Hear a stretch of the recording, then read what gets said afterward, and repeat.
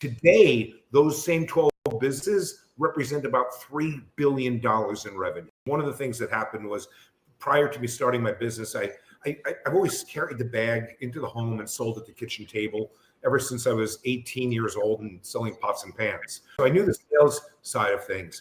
But prior to starting my business, I was a consultant in the home improvement industry. And I got to visit a whole lot of companies across the country over my years.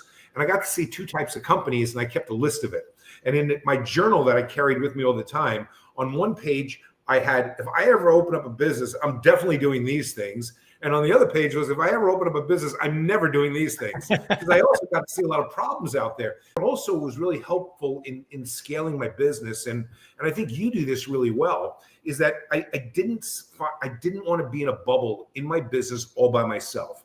I wanted to network with like-minded business owners that were also trying to grow together. We started our own little mastermind group, and when we started, there were 12 of us. We originally called ourselves the Dirty Dozen, and then it became the Big 12. But we all grew our businesses together. Back in the days when we started, in total sales, all 12 of us represented probably under $100 million in sales. Today, those same 12 businesses represent about $3 billion in revenue. Wow. When you talk about growth, it's just incredible when you put your mind together with other people. But look, it was important that we met on a regular basis. We trusted each other. We left our egos at the door, and we shared what we were struggling with or where we were winning.